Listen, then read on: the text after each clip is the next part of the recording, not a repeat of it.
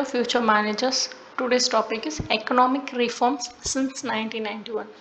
So economic reforms 1991னா 1991ல் நிறைய சேஞ்சஸ் வந்து கொண்டுட்டு வந்தாங்க. ஏன்னா அந்த டைமில் என்னென்ன பிரச்சனை இருந்துச்சு, எதனால இந்த சேஞ்சஸ் கொண்டுட்டு வந்தாங்கன்னு நம்மளுக்கு தெரியணும் இல்லையா. ஸோ ஃபர்ஸ்ட் வந்து பேக்ரவுண்ட் தெரிஞ்சுக்கலாம். எதனால் அந்த ரிஃபார்ம் வந்து தேவைப்பட்டுச்சுன்னா, இப்போது பிஓபி சொல்லுவாங்க இல்லையா. ஸோ இந்த பேலன்ஸ் ஆஃப் பேமெண்ட் அது வந்து ரொம்ப க்ரைசிஸில் போக ஆரம்பிச்சிச்சு. தட் மீன்ஸ் இல்லாமலே போக ஆரம்பிச்சிச்சு.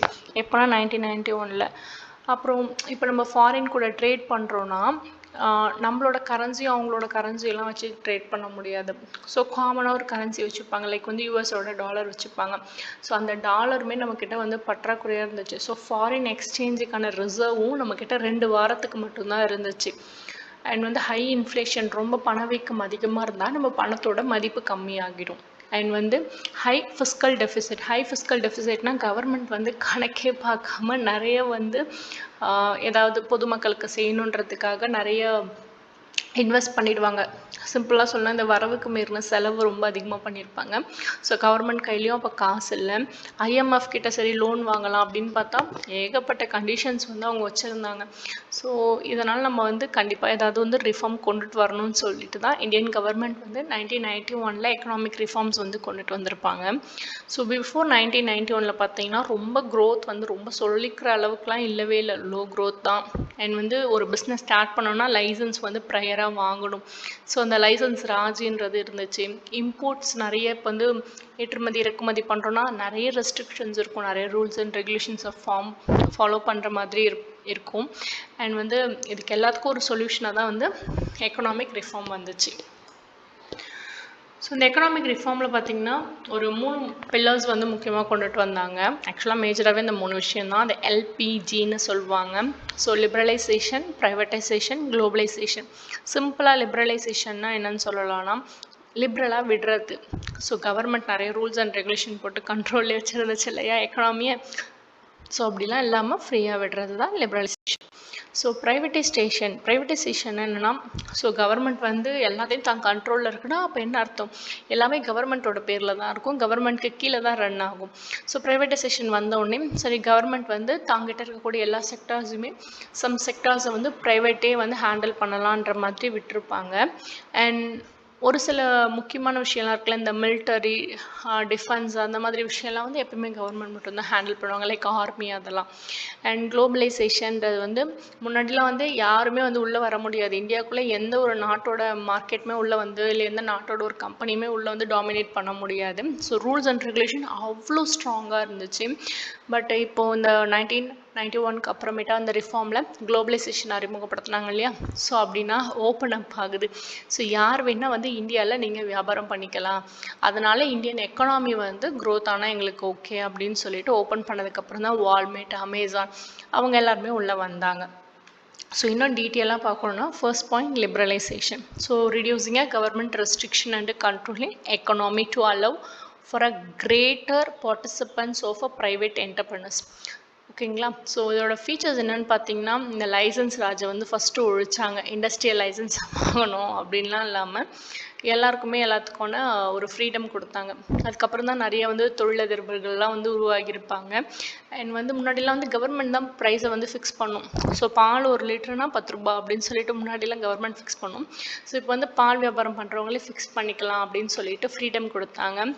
அண்ட் ரிடியூசிங்காக இம்போர்ட், இந்த டேரிஃப்னால் இந்த வரிகளெல்லாம் வந்து தளர்த்தினாங்க. ஸோ வரியெல்லாம் கம்மி பண்ணும்பொழுது இன்னும் நல்லாவே வந்து அந்த எக்ஸ்போர்ட் இம்போர்ட்டுன்றது நடக்கும். அண்ட் பார்த்திங்கன்னா easier rule for a foreign traders and investment. So வந்து இந்த ரொம்ப ரிஜிடாக இருந்த ரூல்ஸை வந்து கொஞ்சம் பிரேக் பண்ணி கொஞ்சம் ரொம்ப சிம்பிளாக வச்சுக்கிட்டாங்க. ஸோ ஒரு பெஸ்ட் எக்ஸாம்பிள்ன்றது என்னென்னா 1991ல் நம்ம எல்லாருக்குமே தெரியும் லைசன்ஸ் ராஜ் இருந்துச்சு.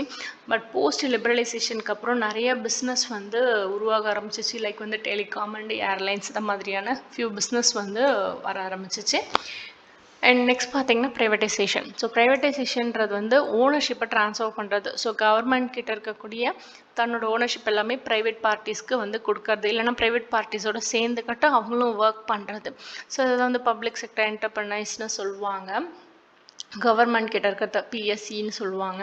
ஸோ இதோட ஃபீச்சர்ஸ் பார்த்தீங்கன்னா disinvestment in public sector undertaking. So வந்து இன்வெஸ்ட்மெண்ட்ஸ் வந்து கம்மி பண்ண ஆரம்பித்தாங்க. ஸோ ப்ரைவேட்ஸ் கையில் கொடுத்துட்டா அவங்க வந்து பண்ணி கொடுக்குற மாதிரி இருக்கும். ஸோ அது மூலமாக வரக்கூடிய அமௌண்ட்டை ஃபர்ஸ்ட் அவங்க எவ்வளோ வந்து இன்வெஸ்ட் பண்ணாங்களோ ப்ரைவேட் செக்டார்ஸ் அதை அவங்க ஏர்ன் பண்ணிவிட்டு தென் ஒன்லி வந்து அது வந்து பப்ளிக் செக்டார்கிட்ட அவங்க கொடுக்குற மாதிரி இருக்கும். ஸோ த சேம் கான்செப்ட் தான் வந்து ட்ரிபிள் பி இருக்கு இல்லையா, பப்ளிக் ப்ரைவேட் பார்ட்னர்ஷிப். ஸோ இப்போ இந்த ஹைவேஸ்லாம் போடுறாங்க பார்த்தீங்களா, இந்த சுங்கசாவடிலாம் சொல்லுவாங்கல்ல, நம்ம வந்து அந்த ரோடில் ட்ராவல் பண்ணி வரும்போது அந்த சுங்கசாவடியில் சம் அமௌண்ட் வந்து நம்ம பே பண்ணுற மாதிரி இருக்கும். ஆக்சுவலாக அது வந்து கன்ஸ்ட்ரக்ட் பண்ணது யாராக இருக்கும்னா ஒரு ப்ரைவேட் பார்ட்டியாக தான் இருப்பாங்க. ஸோ அந்த ப்ரைவேட் பார்ட்டி கன்ஸ்ட்ரக்ட் பண்ணதுக்கு ஒரு 1 crore ஆகுதுன்னா அந்த 1 crore வந்து அவங்க ஏர்ன் பண்ணிவிட்டு அதுக்கான இன்ட்ரெஸ்ட்டையும் அவங்க சேர்த்து ஏர்ன் பண்ணிவிட்டு ஒரு சர்டைன் பீரியட் ஒரு 25 years வரையும் அந்த சுங்கசாவடி அவங்க கண்ட்ரோலில் தான் இருக்கும். ஸோ அதுக்கப்புறமேட்டு அது ஆட்டோமேட்டிக்காக யாரோட கண்ட்ரோலுக்கு போயிடணும், கவர்மெண்ட்டோட கண்ட்ரோலுக்கு. ஸோ அதில் வரக்கூடிய அமௌண்ட்ஸ் எல்லாமே வந்து பப்ளிக் வந்து எடுத்துக்க ஆரம்பிச்சுப்பாங்க. ஸோ கவர்மெண்ட் கிட்ட டேரெக்டாக போக ஆரம்பிச்சிடும். And greater efficiency and competition in a sector. So இது மாதிரி விட்டதுக்கு அப்புறமேட்டா நீ நல்லா பண்ணுறியா, நான் நல்லா பண்ணுறேனா, நீ நல்லா பண்ணுறியா, நீ நிறைய பண்ணுறியா, நான் நிறைய பண்ணுறேனா, அது மாதிரி சம் காம்படிஷன் வந்து இன்னும் பெட்டராக தான் போயிட்டுருக்கு. இன்னும் ஃபஸ்ட்டாக போகாமல் இன்னும் பெட்டராக போய்கிட்டுருக்கு. ஸோ அதனால் யாருக்கு யூஸ்ஃபுல்னு பார்த்தீங்கன்னா அஸ் அ பீப்புள்ஸை நம்மளுக்கு எல்லாருக்குமே யூஸ்ஃபுல்லாக இருக்கும். ஸோ ஒரு எக்ஸாம்பிள் பார்த்தீங்கன்னா இந்த மாருதி இருக்குல்ல, அந்த கம்பெனி வந்து இப்போ ஃபுல்லாக வந்து ப்ரைவேட் ஆகிடுச்சு. அப்போ முன்னாடி வந்து பப்ளிக்காக இருந்திருக்கு. அண்ட் நிறைய ஏர்போர்ட்ஸ் வந்து ஹைவேஸ் அது எல்லாமே வந்து ட்ரிபிள் பியாக மாறி இருக்கு. தட் மீன்ஸ் பப்ளிக் ப்ரைவேட் பார்ட்னர்ஷிப்பாக மாறி இருக்கு.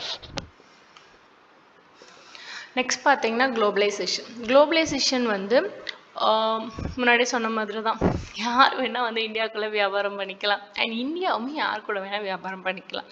ஸோ இதனால் என்ன ஆகியிருக்கு, நிறைய இந்த ஃபாரின் டைரக்ட் இன்வெஸ்ட்மெண்ட்ஸ் இருக்கு இல்லையா, எஃப்டிஐ சொல்லுவோம்ல, ஸோ அது ரொம்ப அதிகமாக ஆரம்பிச்சிருக்கு. ஸோ அது அதிகமானாலே ஆட்டோமேட்டிக்காக எக்கனாமிக் வந்து பூம் ஆக ஆரம்பிக்கும், நல்லா அதிகமாக ஆரம்பிக்கும். நெக்ஸ்ட் வந்து வேர்ல்ட் ட்ரேட் ஆர்கனைசேஷன்ஸோட பார்ட்டிசிபேஷனும் நிறைய இருந்துச்சு. Expansion of export and import, ஏற்றுமதி இறக்குமதி ரொம்ப அதிகமாக இருந்துச்சு. அண்ட் ஃப்ரீ ஃப்ளோனா வச்சுக்கோங்களேன், ரொம்ப சகஜமாக புழங்க ஆரம்பிச்சிருச்சு. இந்த மூலதனம்லாம் வந்து வெளிநாட்டிலேருந்து வரதும், நிறைய பொருட்களை வெளிநாட்டிலேருந்து இறக்குமதி பண்ணுறது, நிறைய டெக்னாலஜிஸை இறக்குமதி பண்ணுறது, சர்வீசஸ், லேபர்ஸ், அந்த மாதிரி நிறைய விஷயங்கள் வந்து ரொம்ப ஈஸியாகவே வந்துடுச்சு குளோபலைசேஷன் ஆனதுக்கப்புறம். ஸோ ஒரு எக்ஸாம்பிள் பார்த்தீங்கன்னா global companies likes Pepsi, Walmart and Samsung அது எல்லாமே வந்து ஆஃப்டர் 1991 அப்புறமேட்டா வந்து இந்த எல்பிஜி வந்ததுக்கப்புறமேட்டா ரொம்ப ஈஸியாகவே நம்ம இந்தியாவுக்குள்ளே வந்து எக்கனாமி க்ரோ ஆகுச்சு. அண்ட் இம்பேக்ட்ஸ் ஆஃப் ரிஃபார்ம்ஸ் பார்த்தீங்கன்னா பாசிட்டிவ் அண்ட் நெகட்டிவ் ரெண்டுமே கம்பேர் பண்ணி சொல்கிறேன் பாருங்களேன். ஸோ ஃபர்ஸ்ட் வந்து ஜிடிபி க்ரோத் ரேட் வந்து இன்க்ரீஸ் ஆச்சு, ஆட்டோமேட்டிக்காக வந்து நம்மளோட நேஷ்னல் இன்கம் அதிகமாக இருக்கும். ஆனால் சேலஞ்சஸ் பார்த்தீங்கன்னா என்னதான் அதிகமானாலும் ஏழையாக இருக்கவங்க ஏழையாக தான் இருக்காங்க, பணக்காரங்களாக இருக்கவங்க இன்னும் பணக்காரங்களாக தான் அங்கிட்டு போயிட்டுருக்காங்க. And more FDI foreign direct investment வந்து அதிகமாகுது. ஸோ நிறைய டெக்னாலஜிஸ் வர ஆரம்பிச்சிருக்கோம். அதனால் இந்த ஸ்மால் இண்டஸ்ட்ரியில் இருக்காங்கள்ல அவங்களாம் நிறைய வந்து காம்படிஷனை ஃபேஸ் பண்ண ஆரம்பிச்சிருப்பாங்க. So better technology and products, அதனால் என்ன ஆகிருக்கும், ஒரு ஹியூமன் செய்கிற வேலையை ஒரு மிஷினே செய்ய ஆரம்பிச்சிருக்கும். ஸோ அதனால் ஜாப்லெஸ் க்ரோத் இன் சம் செக்டார்ஸில் வந்து அதிகமாகச்சு. அது நம்மளோட சேலஞ்சஸ். அண்ட் பாசிட்டிவ் பார்த்திங்கன்னா க்ரோத் ஆஃப் சர்வீஸ் செக்டர், எல்லா கண்ட்ரியுமே பார்த்திங்கன்னா ப்ரைமரி செக்டார் வளரும் ஃபர்ஸ்ட், நெக்ஸ்ட் செகண்டரி செக்டார் வளரும், தென் ஒன்லி டெர்ஷரி செக்டார் வந்து வளரும். பட் வந்து இந்தியாவில் ப்ரைமரி செக்டார் தான் ஃபர்ஸ்ட் வந்து ப்ரையராக இருந்துச்சு. பட் செகண்டரி செக்டார் அதாவது இண்டஸ்ட்ரியல் செக்டார் வளர்கிறதுக்கு முன்னாடியே வந்து இந்த IT sector, that means service sector, அது டெர்ஷரி செக்டார்னு சொல்லுவோம். ஸோ இது வந்து ரொம்ப நல்லா க்ரோத் ஆக ஆரம்பிச்சிச்சு, தட் மீன்ஸ் பூமே ஆக ஆரம்பிச்சிருச்சு. ஸோ அதனால் வந்து க்ரோத் தான் இருந்தாலும் இது வந்து ஒரு அபரிமிதமான க்ரோத்னு சொல்லலாம். ஸோ கன்க்ளூஷன் பார்த்தீங்கன்னா 1991 நடந்த எக்கனாமிக் ரிஃபார்மால் இந்தியாவோட எக்கனாமிக் ஹிஸ்ட்ரியை வந்து புரட்டி போட்டிருக்கு. ஏன்னா இதுக்கு முன்னாடி அவ்வளோ பெரிய க்ரோத் வந்து இந்தியா வந்து பார்த்தது கிடையாது. அந்த ரிஃபார்ம் கொண்டுட்டு வந்ததுக்கப்புறம் தான் இப்போ இந்தியா வந்து வளர்ந்துட்டு இருக்க கண்ட்ரி லிஸ்ட்லேயே வந்து வந்திருக்கும். And the transformation of country வந்து க்ளோஸ்டு சென்ட்ரலி பிளான்டு எக்கனாமி, இப்போ வந்து பண்ணுறது எல்லாமே வந்து பிளான்டு எக்கனாமிலேருந்து ரொம்ப ஃபாஸ்டஸ்ட் க்ரோவிங் எமர்ஜிங் மார்க்கெட்டாகவும் இந்தியா வந்து வேர்ல்டு வைஸில் வந்து ஆகிட்டு இருக்கு. ஸோ பார்த்தீங்கன்னா இதை தான் வந்து மாடர்ன் இந்தியன் எக்கனாமிக், அதுவும் சக்ஸஸ்ஃபுல்லான எக்கனாமிக்னு சொல்கிறாங்க. So thanks for listening.